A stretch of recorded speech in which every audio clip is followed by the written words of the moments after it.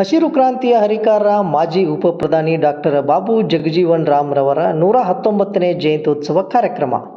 ಹೌದು ವೀಕ್ಷಕರೇ, ರಾಮದುರ್ಗ ಪಟ್ಟಣದ ತಾಲೂಕಾ ಪಂಚಾಯತ್ ಸಭಾಭವನದಲ್ಲಿ ರಾಮದುರ್ಗ ತಾಲೂಕಾ ಆಡಳಿತದ ವತಿಯಿಂದ ಹಸಿರು ಕ್ರಾಂತಿಯ ಹರಿಕಾರ ಮಾಜಿ ಉಪ ಪ್ರಧಾನಿ ಡಾಕ್ಟರ್ ಬಾಬು ಜಗಜೀವನ್ ರಾಮ್ ರವರ 119ನೇ ಜಯಂತ್ಯುತ್ಸವ ಸಮಾರಂಭವನ್ನು ಹಮ್ಮಿಕೊಂಡಿದ್ದು, ಸಮಾರಂಭದ ಅಧ್ಯಕ್ಷತೆಯನ್ನು ತಾಲೂಕಾ ದಂಡಾಧಿಕಾರಿ ತಹಶೀಲ್ದಾರ್ ಪ್ರಕಾಶ್ ಹೊಳೆಪುಗಳು ವಹಿಸಿಕೊಂಡಿದ್ದರು. ಮುಖ್ಯ ಅತಿಥಿಗಳಾಗಿ ತಾಲೂಕಾ ಪಂಚಾಯತ್ ಕಾರ್ಯನಿರ್ವಾಹಕ ಅಧಿಕಾರಿ ಬಸವರಾಜ ಐನಾಪುರ, ಕ್ಷೇತ್ರ ಶಿಕ್ಷಣಾಧಿಕಾರಿ ಸುರೇಂದ್ರನಾಥ್ ಕಾಂಬ್ಳೆ, ಸಿಪಿಐ ವಿನಾಯಕ ಬಡಗೇರ್, ಸಮಾಜ ಕಲ್ಯಾಣ ಇಲಾಖೆ ಅಧಿಕಾರಿ ಹನುಮಂತ ವಕ್ಕುಂದ್, ಸರ್ಕಾರಿ ಪ್ರಥಮ ದರ್ಜೆ ಕಾಲೇಜಿನ ಪ್ರಾಚಾರ್ಯರಾದ ಡಾಕ್ಟರ್ ಎ.ಬಿ. ವಗ್ಗರ ವೇದಿಕೆಯನ್ನು ಹಂಚಿಕೊಂಡಿದ್ದರು. ಡಾಕ್ಟರ್ ಬಾಬು ಜಗಜೀವನ್ ರಾಮ್ ರವರ ಭಾವಚಿತ್ರಕ್ಕೆ ಪೂಜೆ ಸಲ್ಲಿಸಿ ಸಸಿಗೆ ನೀರುಣಿಸುವ ಮೂಲಕ ವೇದಿಕೆ ಮೇಲಿದ್ದ ಗಣ್ಯರು ಕಾರ್ಯಕ್ರಮಕ್ಕೆ ಚಾಲನೆ ನೀಡಿದರು. ತದನಂತರ ಸರ್ಕಾರಿ ಪ್ರಥಮ ದರ್ಜೆ ಕಾಲೇಜಿನ ಇತಿಹಾಸ ವಿಷಯದ ಪ್ರಾಚಾರ್ಯರಾದ ಡಾಕ್ಟರ್ ಎ.ಬಿ. ವಗ್ಗರ್ ಗುರುಗಳು ಡಾಕ್ಟರ್ ಬಾಬು ಜಗಜೀವನ್ ರಾಮ್ ರವರ ಕುರಿತಂತೆ ಅನೇಕ ವಿಷಯಗಳ ಬಗ್ಗೆ ಹಾಗೂ ಅವರು ನಡೆದು ಬಂದ ಹಾದಿಯ ಬಗ್ಗೆ ಸವಿಸ್ತಾರವಾಗಿ ಉಪನ್ಯಾಸ ನೀಡಿದರು.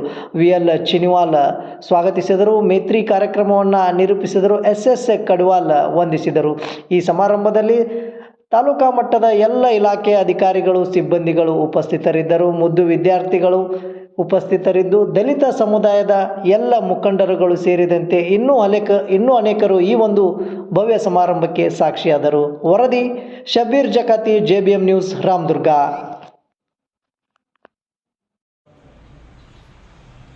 ಹಸಿರು ಕ್ರಾಂತಿಯ ಹರಿಕಾರ ಮಾಜಿ ಉಪ ಪ್ರಧಾನಿ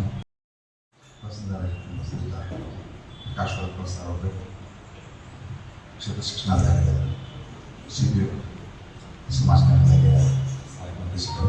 ಜೊತೆಗೆ ಇಷ್ಟೊತ್ತು ಸುದೀರ್ಘವಾಗಿ ಉಪನ್ಯಾಸ ನೀಡತಕ್ಕಂಥ ಶ್ರೀಯುತ ವಗ್ಗರ್ ಸರ್ ಅವರು, ಈ ಒಂದು ಕಾರ್ಯಕ್ರಮದಲ್ಲಿ ಉಪಸ್ಥಿತರಿದ್ದ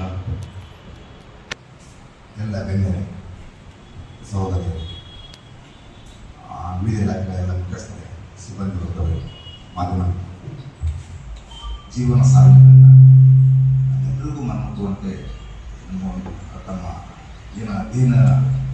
ತಮ್ಮ ಅಧ್ಯಯನಶೀಲತೆಯಿಂದ ಸಾಕಷ್ಟು ವಿಷಯಗಳನ್ನು ತಿಳ್ಕೊಂಡು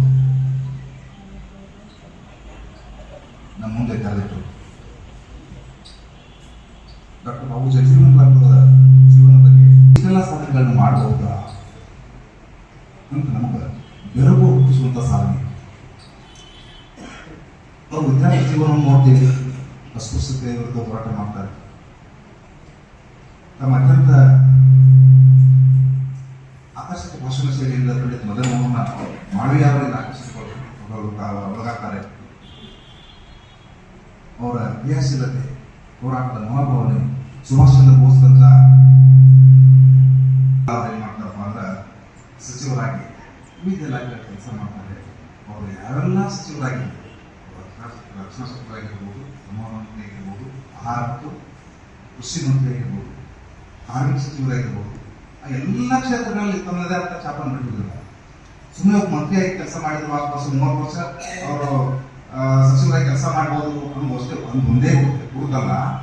ಅವರು ಯಾವ ಇಲಾಖೆಯ ಸಚಿವರಾಗಿದ್ರು ಆ ಎಲ್ಲ ಕ್ಷೇತ್ರಗಳಲ್ಲಿ, ಕಾರ್ಮಿಕ ಸಚಿವರಾಗಿದ್ರು ಕಾರ್ಮಿಕ ಕಲ್ಯಾಣಕ್ಕಾಗಿ ಅವರ ಹೋರಾಟಗಳನ್ನು ನೆನಪಿಸ್ಕೊಳ್ತೀವಿ. ರಕ್ಷಣಾ ಸಚಿವರಾಗಿದ್ರು ವಾರ್ತಾ ವಿಮೋಚನೆ ಸಂದರ್ಭದಲ್ಲಿ ಅವರ ನಿಲುವನ್ನು ನಾವು ಸ್ಮರಿಸ್ಕೊಳ್ತೀವಿ. ಆಹಾರ ಸಚಿವರಾದರು, ಏನು ಕೃಷಿಯಲ್ಲಿ ಕೃಷಿ ಕ್ಷೇತ್ರದ ಬೆಳವಣಿಗೆಯಿಂದ ಅವರನ್ನ ಏನಾಗ್ತಪ್ಪ ಅಂದ್ರೆ ಹಸಿರು ಕ್ರಾಂತಿ ಹರಿಕಾರ ಅಂತ ಗುರುತಿಸ್ತೀವಿ.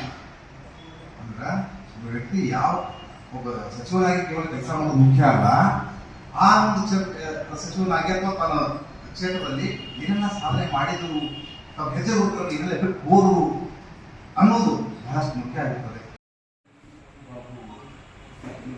ಅವರ 119ನೇ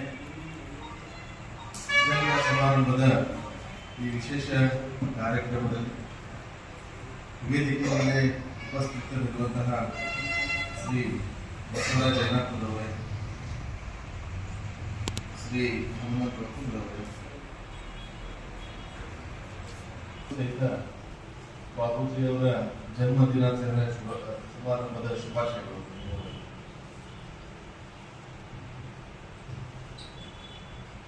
ಉಪನ್ಯಾಸಕರು ಬಹಳ ಮೌಲ್ಯಯುತವಾಗಿರ್ತಕ್ಕಂಥ ಉಪನ್ಯಾಸವನ್ನು ನೀಡಿದ್ದಾರೆ. ಅದರ ಜೊತೆಗೆ ನಮ್ಮ ಎ.ಒ. ಸಾಹೇಬರು, ಇ.ಒ. ಸಾಹೇಬರು ಬಹಳಷ್ಟು ವಿಷಯಗಳನ್ನು ಇವತ್ತಿನ ಕಾರ್ಯಕ್ರಮ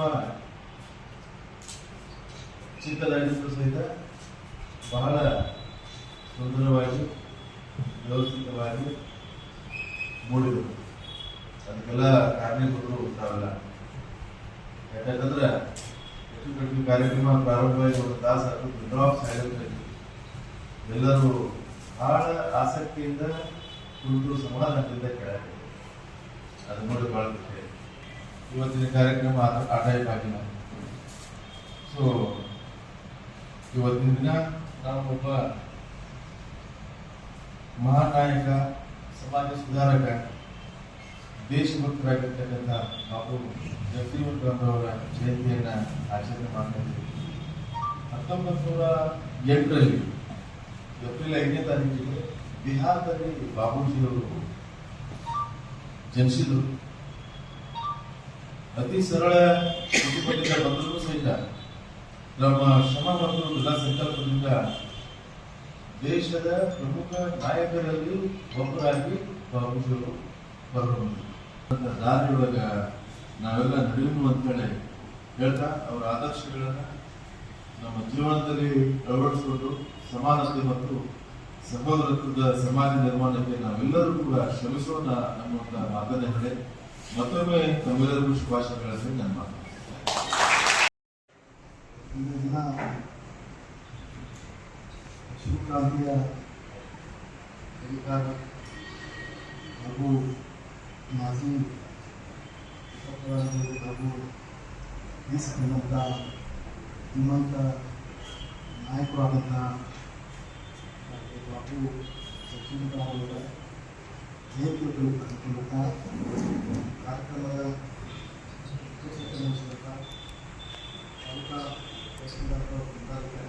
ಆಚರಣೆ ಮಾಡೋದು ಅಷ್ಟೇ ಅಲ್ಲ, ಅವರ ತತ್ವ ಸಿದ್ಧಾಂತಗಳನ್ನು ಮೈಗೂಡಿಸ್ಕೊಳ್ಳುವಂಥ,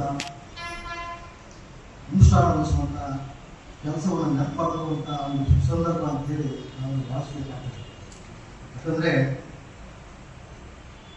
ಬಾಬು ಜಗಜೀವನ್ ರಾಮ್ ಸಾಹೇಬ್ ಆಗಿರ್ಬೋದು, ಡಾಕ್ಟರ್ ಬಾಬಾ ಸಾಹೇಬ್ ಅಂಬೇಡ್ಕರ್ ಆಗಿರ್ಬೋದು, ದೇಶಕ್ಕಂಥ ಶ್ರೀಮಂತ ನಾಯಕ. ಐತಿಹಾಸಿಕ ವ್ಯಕ್ತಿಗಳನ್ನ ನಾವು ಕೆಲವು ಸೀಮಿತ ಪರಿಧಿಗೆ ಸರ್ಸಕತ್ತೇವೇನೋ ಅನ್ನುವಂಥ ಒಂದು ಸಂದೇಹ ಎಲ್ಲರ ಕಡೆ ಮೂಡುವಂಥದ್ದು. ಒಂದು ಐತಿಹಾಸಿಕ ಘಟನೆಯನ್ನ ಅಥವಾ ವ್ಯಕ್ತಿಯನ್ನ ನಿರ್ದಿಷ್ಟ ಸಮುದಾಯಗಳಿಗೋ ಯಾವುದಕ್ಕೋ ಒಂದು ಸೀಮಿತಗೊಳಿಸಿದ್ವಿ ಅಂತಂದ್ರೆ ಆ ಮೂಲಕ ಆ ಒಂದು ಐತಿಹಾಸಿಕ ಘಟನೆಯಿಂದ ವ್ಯಕ್ತಿಯಿಂದ ದಕ್ಕಬೇಕಾದಂತಹ ಒಂದು ಪ್ರೇರಣೆಯ ಗಣಿ ಏನಿಲ್ಲ ಅದನ್ನ ನಾವು ಕಳ್ಕೊತೀವಿ. ಅದರಿಂದ ನಾವು ವಂಚಿತ ಆಗ್ತೀವಿ. ಇದು ನಮ್ಮ ಪ್ರಜಾತಂತ್ರ ವ್ಯವಸ್ಥೆಯೂ ಕೂಡ ಕೆಲವು ಸಂದರ್ಭದಲ್ಲಿ ಮಾರಕ ಆಗುವಂತಹ ಸ್ಥಿತಿಯೂ ಕೂಡ ಬಂದೊದಗಬಹುದು. ಅದೇನೇ ಇರಲಿ, ಈ ಒಂದು ಜಗಜೀವನ್ ರಾಮ್ ಅಂತ ವ್ಯಕ್ತಿತ್ವವನ್ನು ಒಂದ ಉಪನ್ಯಾಸದೊಳಗ ಅಥವಾ ಒಂದು ತಾಸದೊಳಗ ಸೀಮಿತ ಅವಧಿಯೊಳಗ ಸಾಧ್ಯ. ಇಲ್ಲಿ ಜಗಜೀವನ್ ರಾಮ್ ಅಂತ ಕೂಡ ಒಂದು ಉಚಿತ ಶಿಕ್ಷಣ ಪ್ರತಿಪಾದನೆ ಮಾಡಿದ್ದಾರೆ. ಮಾರ್ಕ್ಸ್ವಾದಿ ಚಿಂತನೆಗಳನ್ನು ಕೊಟ್ಟಂತಹ ನೆಲ ಈ ಪ್ರದೇಶ.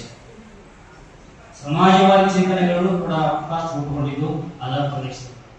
ಅಷ್ಟೇ ಅಲ್ಲ, ನ್ಯಾಷನಲ್ ಕಾನ್ಸಿಯಸ್ನೆಸ್ ಅಂತ ನಾವೇನು ಹೇಳ್ತೀವಿ, ಆ ರಾಷ್ಟ್ರ ಜೀವನ್ ರಾಮ್ ಚಮ್ಮಾರ ಸಮುದಾಯಕ್ಕೆ ಸೇರಿದೆ.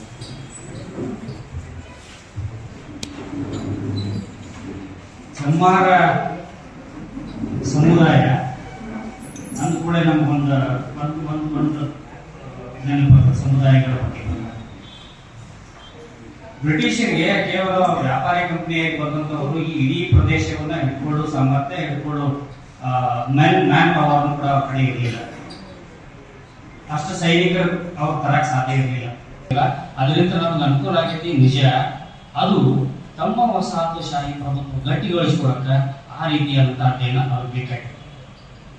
ಆ ಜನ ಈ ಅಧ್ಯಯನ ಮಾಡ್ಕೊಂಡು ಏನ್ ಮಾಡಿದ್ರು ಅಂತಂದ್ರೆ ಯಾವ ಪ್ರದೇಶದಲ್ಲಿ ಯಾವ ಜನಾಂಗ ಗಟ್ಟಿಗೈತಿ ಅದನ್ನ ನಾವು ಸೈನಿಕ ಹಾಕಬೇಕು. ಅದಕ್ಕೆ ನಮ್ಮ ಪಂಜಾಬ್ ಪ್ರದೇಶವನ್ನ ನಿಯಂತ್ರಣ ಮಾಡಬೇಕಾಯ್ತು ಅಂತಂದ್ರ ಎಲ್ಲಿದೋ ಸೈನಿಕರನ್ನ ಕಟ್ಕೊಂಡು ಪಂಜಾಬ್ದೊಳಗ ಕಂಟ್ರೋಲ್ ಮಾಡಕ್ ಸಾಧ್ಯ ಇಲ್ಲ. ಅದಕ್ಕೆ ಅವರು ಸಿಖ್ ರೆಜಿಮೆಂಟ್ ಅನ್ನ ಸ್ಥಾಪನೆ ಮಾಡಿದ್ರು. ಇಲ್ಲಿ ನಮ್ಮ ಕಡೆ ಬಂದ ಗಟ್ಟಿ ಜನಾಂಗ ಮಹಾರ್ ಜನಾಂಗ ಅಂತ ಮಹಾರ್ ರೆಜಿಮೆಂಟ್ ಅನ್ನ ಮಾಡಿದ್ರು. ಈ ಮಹಾರ್ ಸಿಖ್ ರೆಜಿಮೆಂಟ್ ನಮ್ಮ ಕಡೆ ನಿಯಂತ್ರಣ ಮಾಡಕ್ ಸಾಧ್ಯ ಇಲ್ಲ ಅಂತ ಗೂರ್ಖಾ ರೆಜಿಮೆಂಟ್ ಅನ್ನ ಮಾಡಿದ್ರು. ಹಂಗ ಸಹ ಇವರು ಜಮ್ಮಾರ್ ಸಮುದಾಯವನ್ನು ಕೂಡ ಗುರುತಿಸಿದ್ರು. ಜಮ್ಮಾರ್ ರೆಜಿಮೆಂಟ್ ಕೂಡ ರಚನೆ ಆಯಿತು. ಆದ್ರೆ ಜಮ್ಮಾರ್ ರೆಜಿಮೆಂಟ್ ನಂತರ ಮುಂದುವರಿಲಿಲ್ಲ. ಆ ರೆಜಿಮೆಂಟ್ ಮುಂದುವರಿಲಿಲ್ಲ. ಹಿಂಗಾಗಿ ನಮ್ಗೆ ಇವತ್ತು ಖುಷಿ ಆಗಿದೆ.